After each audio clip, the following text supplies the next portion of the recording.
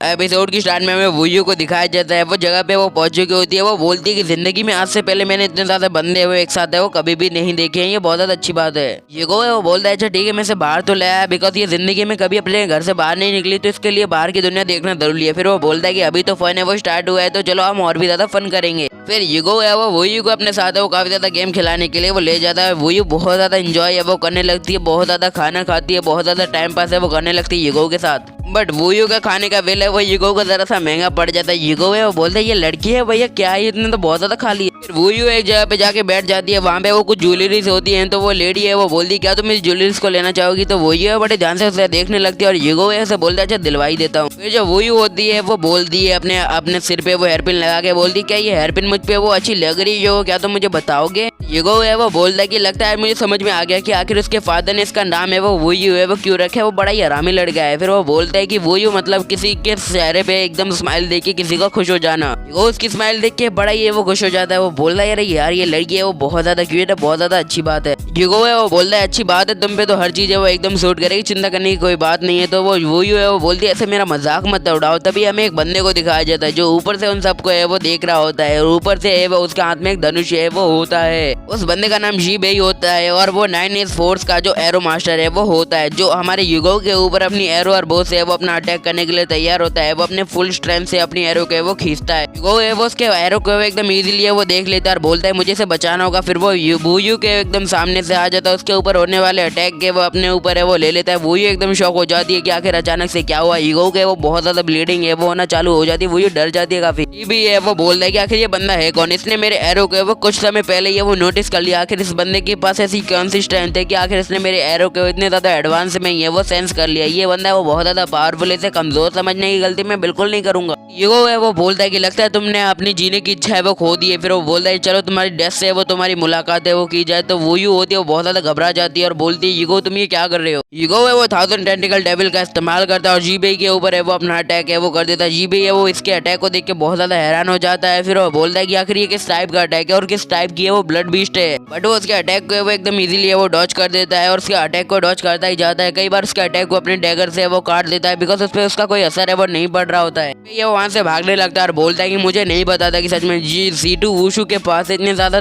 ताकत और मास्टर है, मुझे पता होता तो मैं ये बता देता। बट अभी मुझे वो क्राउन प्रिंस के पास जाके उन्हें ये सब है वो जानकारी देनी होगी आखिरकार यहाँ पे वो क्या चल रहा था और आखिर मेरे साथ है वो क्या क्या हुआ है। वो है वो बोलता है कि ये भाग गया, ये एकदम अच्छा नहीं हुआ। वो बोलता है अगर मैं उससे अगली बार मिला तो उसके वो जीने की इच्छा है वो छूट जाएगी, वो अपनी जान है वो दे देगा मेरे सामने, ये चाहे लिख के ले लो मुझसे। वही होती है वो हमारे यूगो से वो बोलती है कि तुम्हें तो बहुत ज्यादा गहरी चोट आई है, क्या तुम मेरे साथ है वो जल्दी डॉक्टर के पास से वो चलना चाहोगे। तो यूगो है वो बोलता चिंता करने की कोई भी बात नहीं है, मुझे कोई सीरियस इंजरी नहीं हुई, ये सब है वो मेरे लिए रोज का काम है, तो मुझे कोई घंटा फर्क है उससे नहीं पड़ने वाले, तो मेरी चिंता मत करो चलती रहो सीधे सीधे। बट जो यूगो होता है उसके अंदर खड़े रहने जितनी भी स्ट्रेंथ है वो नहीं बची होती है बिकॉज उसने अपने ब्लड बिस्ट का इस्तेमाल तब किया होता है जब उसके अंदर पावर नहीं होती है। तो यूगो है वो नीचे गिर जाता है। वो है वो हमारे यूगो को अपने कंधे पे वो थोड़ा सहारा देती है और बोलती है कि यूगो क्या तुम ठीक हो, क्या तुम्हें बहुत ज्यादा दर्द हो रहा है, अगर दर्द हो रहा है तो हम अभी कभी है वो चल सकते हैं आगे। फिर हमें वोयू को दिखाया जाता है जो एक क्लिनिक के पास है वो पहुंच चुकी होती है। वो क्लिनिक के बाहर जाके है वो बोलती है क्या क्लिनिक के अंदर कोई है क्या जो है वो मेरी मदद कर सकता है, प्लीज है वो बाहर आ जाओ। वहाँ का एक डॉक्टर होता है वो बोलता है कि एक मिनट तुम कौन हो और तुम्हारे हाथ में जो लड़का है उसको क्या हुआ है। तो वो बोलती है कि जो भी हुआ तुम उसे छोड़ो प्लीज, इसका इलाज करो, इसका है वो बहुत ज्यादा ब्लड है वो लॉस हो चुका है, तो जो भी है तुम इसकी है वो मदद करो, मैं तुम्हें वो पैसे देने के लिए तैयार हूँ।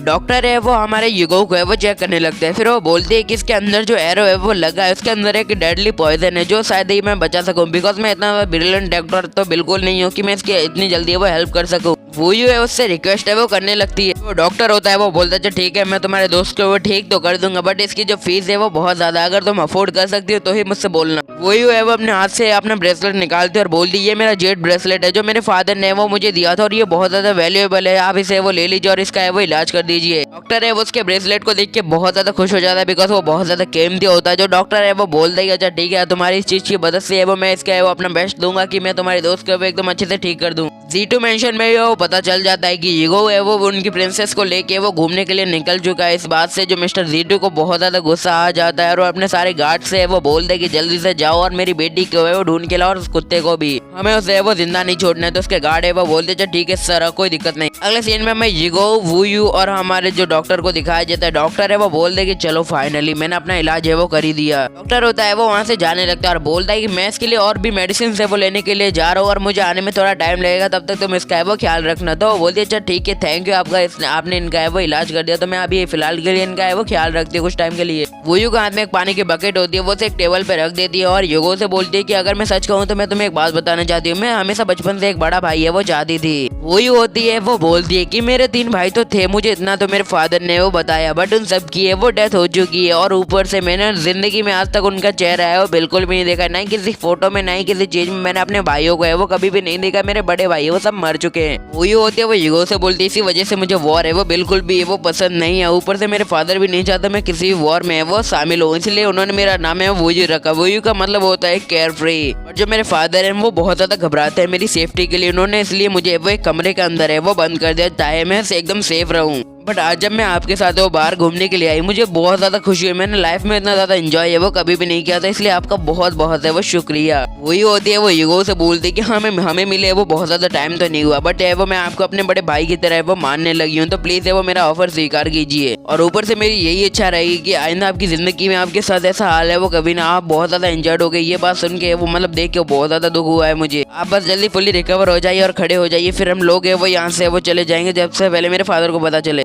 उस कमरे का दरवाजा है वो बहुत ज्यादा तेजी से वो खुल जाता है। वूयू ये देख के बहुत ज्यादा डर जाती है और वो बोलती है डॉक्टर क्या वापस आ चुके दवाइयाँ लेके, और वूयू को कोई भी आंसर है वो नहीं मिलता। वूयू देखती है कि सामने से कोई आ गया होता है, वो डॉक्टर होते हैं, उसके साथ में 2 गुंडे भी होते हैं। वो बोलते हैं कि चलो अपने सारे जो कीमती सामान है वो मेरे हवाले कर दो, इसके वजह से मैं तुम्हें जाने दूंगा। जो वूयू होती है वो बोलती है कि मैंने तुम्हें अपना जेड ब्रेसलेट है वो दे दिया, वो बहुत ज्यादा वैल्यूएबल था, क्या वो तुम्हारे लिए काफी नहीं है? मैंने सिर्फ तुमसे मांगा था मेरे दोस्त का इलाज और तुमने मेरे दोस्त का इलाज वो किया, अब तुम्हें मुझसे वो क्या चाहिए आखिरकार? एक बंदा होता है वो बोलता है ऑर्डिनरी पेपर है वो इतने ज्यादा चीजें वो अफोर्ड है वो नहीं कर सकते, और जेड ब्रेसलेट है वो बहुत ज्यादा महंगा आता है, तो तुम एकदम रिच फैमिली से बिलोंग करती हो। फिर वो वूयू से वो बोलते है कि जल्दी से अपने सामान है वो मुझे दे दो, और उसके बाद है वो मैं तुम्हें वो किसी जगह पे वो बेच आऊंगा, कहीं तो ब्रोटेलिया कहीं वो तबायफ खाने में वो तुम्हें जाके वो बेच आऊंगा, तुम समझ जाओ क्या है मतलब। वूयू है वो बहुत ज्यादा घबरा जाती है और बोलती है कि तुम मेरे साथ ऐसा है वो बिल्कुल भी नहीं कर सकती। और फिर वो बोलती है कि मेरे फादर का नाम है वो Z2 वुशु है। वूयू है वो बोलती है कि वो दार्जिलिंग स्टेट के लिए हीरो है और आप मेरे साथ है वो ऐसा बिल्कुल भी है वो नहीं कर सकते हो। दोनों किडनैपर्स है वो बहुत ज्यादा डर जाते हैं और वो बोलते क्या इसने अभी कहा Z2 वुशु, अगर ये सच में उसकी बेटी है तो लगता है आज हमारे बुरे दिन है वो स्टार्ट हो गए। अगर उसके फादर को पता चला कि हमने से किडनैप किया था तो लगता है हमें जिंदगी से वो हाथ धोना पड़ जाएगा। वो जो डॉक्टर होता है वो बोलता है अगर ऐसी बात है तो मेरे पास कोई ऑप्शन है वो नहीं बचता है,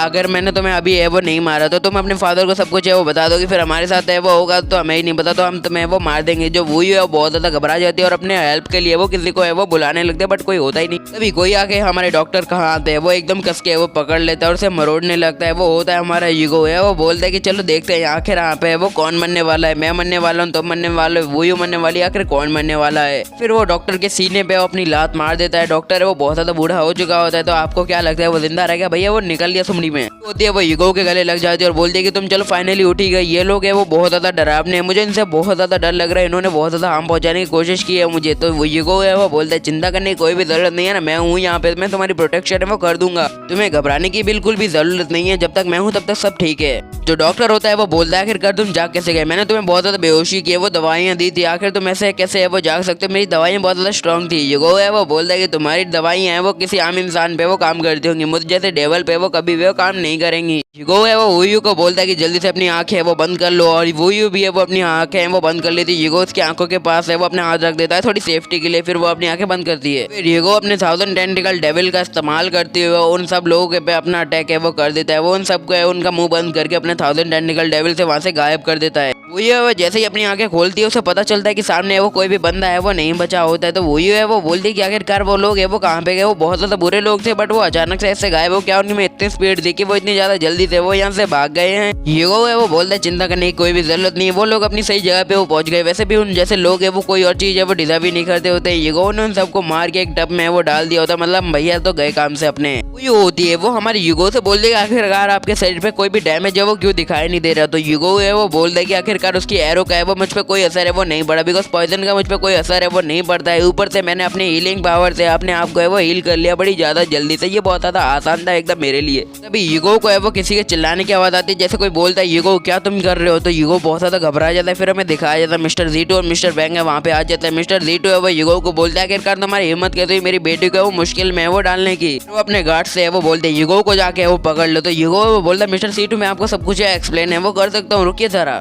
ये है वो युगो के सामने आ जाती है और बोलती है अपने फादर से, फादर आप इसके साथ है वो कुछ भी नहीं कर सकते, इसको है वो बहुत ज्यादा चोट है वो लगी है, बिकॉज कोई है वो मुझे मारने वाला था और इसने मेरी प्रोटेक्शन है वो की है। अब जब वूयू के फादर के पास है वो कोई भी लफ्ज नहीं होता है, बिकॉज उन्हें लग रहा होता है कि युगो गद्दार है। मिस्टर जीटू है वो बोलते इस बार तुमने मेरी बेटी की जान है वो फिर से बचाई, इसलिए मैं आज वो तुम्हें जाने दे रहा हूँ, बट आइंदा है वो ख्याल रखना। फिर वो उससे बोल दे कि तुम तो मार्शल ग्रेट लॉर्ड पे हो, आखिरकार तुम्हें कौन है वो ऐसे हार्म पहुंचा सकता है, लगता है कोई ज्यादा ताकतवर बंदा होगा तुम्हारे पास। फिर युगो है वो बोलते है कि सही कहा, मुझे भी नहीं पता कि आखिर किस बंदे ने वो मुझे मारा है, बट मुझे इतना पता है कि उस बंदे के पास एक बो और एक एरो थी। वो वर्ड सुनते ही जो मिस्टर जीटू है वो बहुत ज्यादा हैरान हो जाता है और बोलते क्या तुमने अभी बो कहा। मिस्टर जेंग है वो बोलते कि मुझे नहीं लगता कि कोई भी ऐरा गैरा आदमी इन्हें नुकसान है वो पहुंचा सकता है, मुझे लगता है कि वो जीबे ही होगा। ये भी है वो ग्राउंड प्रिंस के अंदर है वो काम करता है और वो उनकी फोर्स का है वो कमांडर भी है, तो वो बहुत ज्यादा पावरफुल बंदा है। बोलते है कि जिंग लॉन्ग चैंग मैं तुम्हें छोड़ूंगा नहीं, आखिरकार तुमने हिम्मत कैसे की मेरी बेटी के ऊपर हाथ उठाने।